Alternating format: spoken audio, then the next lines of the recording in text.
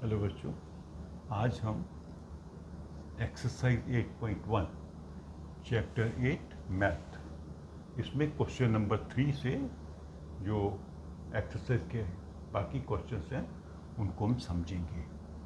तो आप बुक निकालिए, क्वेश्चन पढ़िए। क्वेश्चन को समझना बहुत ज़रूरी होता है, तभी आप उसको सॉल्व कर पाएंगे। तो इसमें लिखा है diagonals of a parallelogram ABCD bisects angle A। ये एक पैरेललोग्राम है। तो गिवन क्या है? ABCD इज ए पैरेललोग्राम, ये गिवन है, क्योंकि हम इसके प्रॉपर्टीज को फिर यूज करेंगे। और एक इसका डायगोनल है AC। ये क्या कर रहा है? इस एंगल को दो भाग में डिवाइड कर रहा है इक्वल पार्ट में, मतलब angle 1 equal to angle 2। Angle A के दो भाग हैं। उन्होंने 1 2 लिखा नहीं है, ये मैंने बनाया है। उन्होंने लिखा है कि एंगल A को बाइसेक्ट किया हुआ है। तो उसको थोड़ा इजीली समझाने के लिए मैंने इसके दो पार्ट कर दिए, दोनों इक्वल हैं। This is also given. Prove क्या करना है? हमने प्रूव करना है एंगल 3 एंगल 4 के बराबर है, मतलब ये डायगोनल C को भी बाइसेक्ट कर रहा है। एंगल A को तो बाइसेक्ट कर ही रहा है, वो गिवन है। एंगल C जो उसका अपोजिट एंगल है उसको भी बाइसेक्ट कर रहा है। और दूसरा हमें प्रूव करना है कि ABCD is a rhombus. Rhombus क्या होती है, आपको याद है कि भूल गए? रोम्बस ऐसी पैरेललोग्राम है जिसकी सभी साइड्स इक्वल हैं। नॉर्मल पैरेललोग्राम में क्या होता है? Opposite sides are equal and parallel. Rhombus में सभी साइड्स इक्वल होती हैं, जैसे स्क्वायर में होती हैं। तो हमने प्रूव करना है। मान लीजिए अगर हम प्रूव कर देते हैं AB is equal to BC, तो हम प्रूव कर देंगे कि ये एक रोम्बस है। ठीक है। तो अभी हमने एंगल 3 एंड 4 को इक्वल प्रूव करना है। 1 एंड 2 इक्वल गिवन है। ये दोनों पैरेलल लाइंस हैं। तो कुछ आपको स्ट्राइक कर रहा है, हम किस चीज़ को यूज़ कर सकते हैं? हम यूज़ कर सकते हैं पैरेलल लाइन और ट्रांसवर्सल वाला कॉन्सेप्ट। AB जो है CD के पैरेलल है and AC is a transversal. Transversal वो लाइन होती है जो दो पैरेलल लाइंस को इंटरसेक्ट करती है। तो इसका मतलब है angle 3 is equal to angle 4। क्या रीज़न है? ये मैंने कई बार आपको बताया है। Sorry, angle 3 is equal to angle 2। Sorry, angle 2। Angle 3 angle 2 के बराबर है। ये पैरेलल लाइन है, ये ट्रांसवर्सल है, एंगल 3 4 के बराबर है। अगर हम ये पैरेलल लाइंस लें और इसी ट्रांसवर्सल को लें तो एंगल 1 एंगल 4 के बराबर हो जाएगा। क्यों? Because AD is parallel to BC and AC is a transversal. लेकिन ये रीजन नहीं है, रीजन कुछ और है, वो आपने बताना है। ये तो गिवन है, AD BC के पैरेलल है, ये ट्रांसवर्सल है, इसलिए एंगल 1 4 के बराबर है। क्यों? सेम रीजन, जो यहाँ पे रीजन आएगा वही रीजन यहाँ पे आएगा। ये आपको सोच के बताइए। अभी देखिए 3 2 के बराबर है एंड 1 4 के बराबर है, लेकिन 1 2 के बराबर भी है, गिवन है। ठीक है।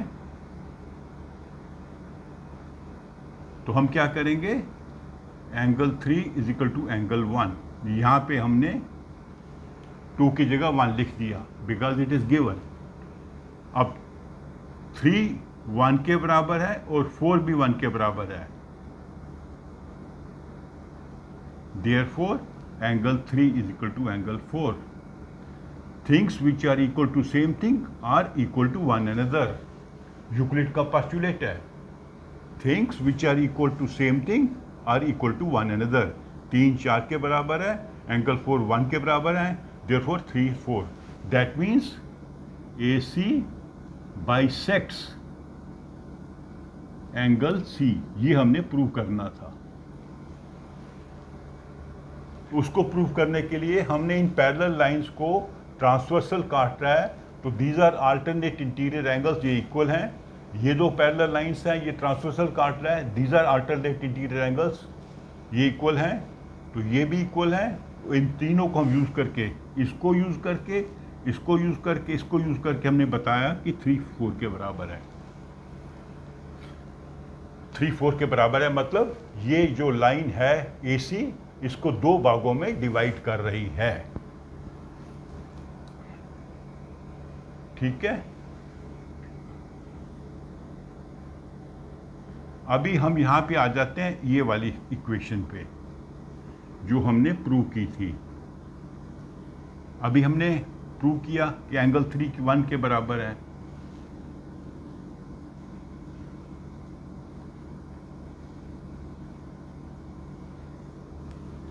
तो अगर एंगल 3 एंगल 1 के बराबर है तो आपको याद है आइसोसेलेस ट्रायंगल की एक property,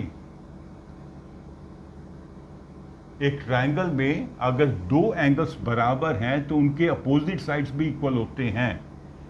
since angle 3 is equal to angle 1 therefore AD is equal to CD। क्यों रीजन लिखेंगे इसका? Sides opposite to equal angles of a triangle are equal. दो एंगल अगर इक्वल हैं तो उनके अपोजिट जो साइड है, इसके अपोजिट ये साइड है, इसके अपोजिट ये साइड है, ये साइड भी इक्वल होंगी। सिमिलरली उसी आर्गुमेंट से आप करोगे AB is equal to BC, मतलब चारों साइड्स इक्वल हैं। तो since all sides are equal, since all sides are equal, ABCD is a rhombus. ये हमने प्रूव करना था। तो इसके लिए आपको रोम्बस की प्रॉपर्टी याद होनी चाहिए कि उसकी चारों साइड्स बराबर होती हैं और अपोजिट साइड्स पैरेलल होती हैं, कोई भी एंगल 90 का नहीं होता। आपको पैरेलल लाइंस और ट्रांसवर्सल के जो प्रॉपर्टीज एंगल्स की वो याद होनी चाहिए। अल्टरनेट इंटीरियर एंगल इक्वल होते हैं, ये याद होना चाहिए। इन सब चीज़ों को आप यूज़ करते हैं to prove solve your question.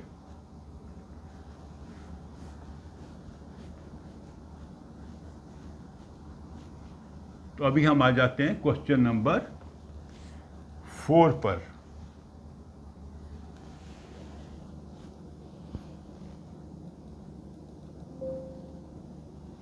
ABCD is a rectangle in which diagonal AC bisects angle A and C. Show that ABC is a square. Diagonal BD bisects both angle B and D. ABCD is a rectangle.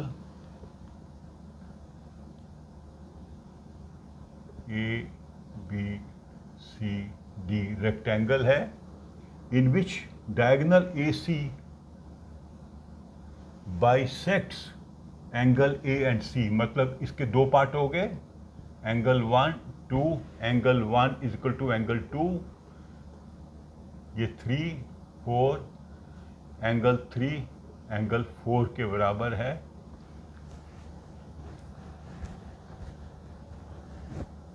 ठीक है, और क्या prove करना है हमने?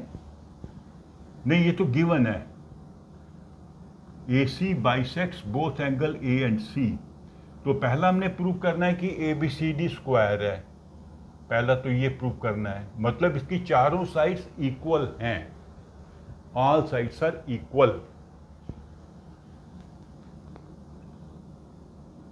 और दूसरा क्या प्रूव करना है? डायगोनल BD, ये जब डायगोनल बनाएंगे ये भी इसको बाइसेक्ट करेगा, मतलब ये इसके बराबर होगा और ये इसके बराबर होगा।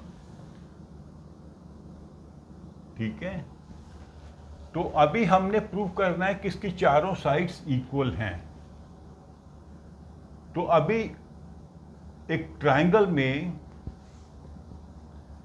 दो एंगल्स इक्वल हों तो उनके अपोजिट साइड्स भी इक्वल होती हैं। ये एंगल इसके बराबर है तो ये साइड इसके बराबर होगी।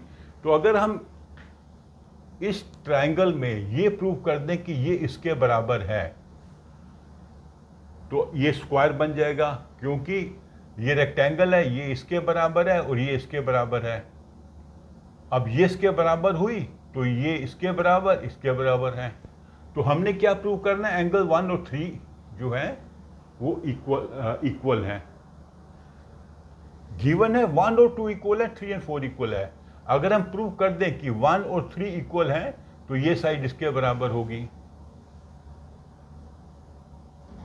ठीक है, तो जैसे हमने पिछले क्वेश्चन में किया था, AB is parallel to CD and AC is a transversal, therefore angle 1 is equal to angle 4। ये अल्टरनेट इंटीरियर एंगल्स हैं। ठीक है, 1 जो है 4 के बराबर है, लेकिन we know angle 4 is equal to angle 3, ये गिवन है यहां पे। तो अगर 1 4 के बराबर है एंड 4 3 के बराबर है, therefore angle 1 is equal to angle 3। ये हमने प्रूव किया using the concept of parallel lines and transversal. ये गिवन है हमारे पास, तो यहां से दोनों इक्वेशंस हमने प्रूव किया, एंगल 1 इज इक्वल टू 3। अगर एंगल 1 3 के बराबर है, therefore AB is equal to BC। Sides opposite to equal angles are equal.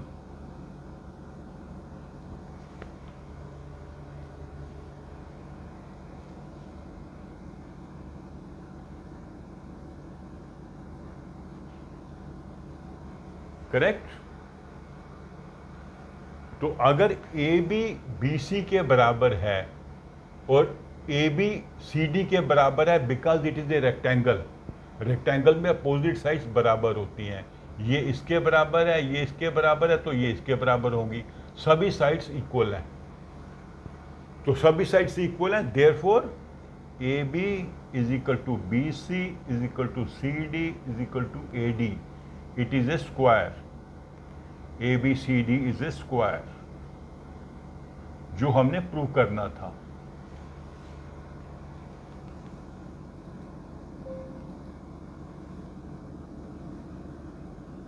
तो ये पहला पार्ट हमारा प्रूव हो गया कि ABCD स्क्वायर है।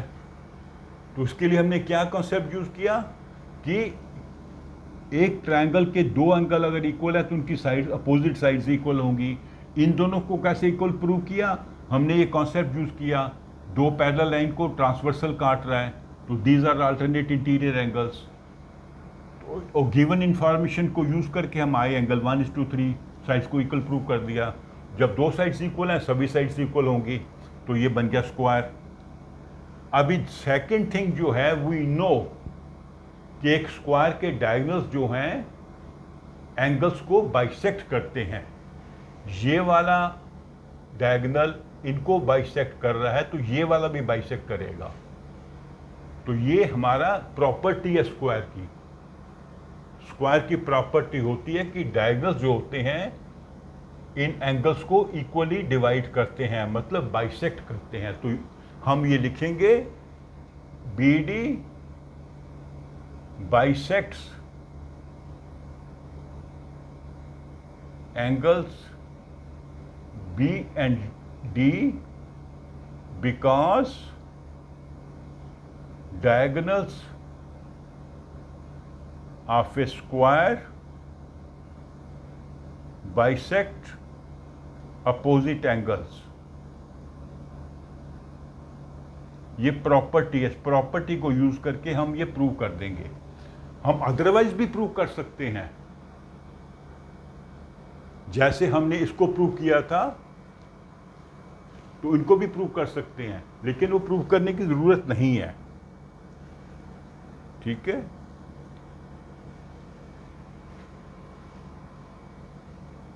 आप उसका कंसेप्ट लगा सकते हैं इसमें। अभी चारों साइड्स इक्वल हैं, ये तुमको पता है, तो अगर हम कंसेप्ट लगाएं उसका कॉन्ग्रुएंट ट्रायंगल्स का, तो आप प्रूव कर सकते हैं कि ये इसके बराबर है और ये इसके बराबर है। आपने ये ट्रायंगल लेनी है, ये ट्रायंगल लेनी है, तो ये साइड कॉमन है, ये कॉमन है, और एंगल वो है, ये एंगल इक्वल है, तो आप दोनों ट्रायंगल्स को कॉन्ग्रुएंट प्रूव कर सकते हैं, जिससे ये एंगल इसके बराबर हो जाएगा। इसको हम कर देते हैं, मान लीजिए 5 और 6 इस ट्रायंगल में, और इस ट्रायंगल में अगर आप कॉन्ग्रुएंट प्रूव करें तो आप 5 और 6 को प्रूव कर सकते हैं। लेकिन वो हमें करना नहीं है, मैं सिर्फ समझाने के लिए आपको बता रहा हूँ। आप ये प्रॉपर्टी यूज़ कर सकते हैं स्क्वायर की, और अपना आंसर लिख सकते हैं। तो ये हो जाएगा हमारा क्वेश्चन नंबर 4।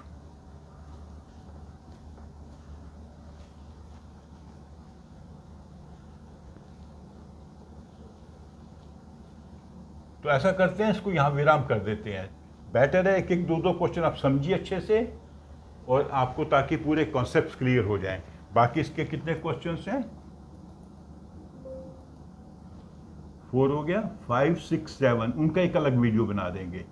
ओके, तो आप मेरी वीडियो को लाइक करो और अपने फ्रेंड्स के साथ शेयर भी करो। Thank you.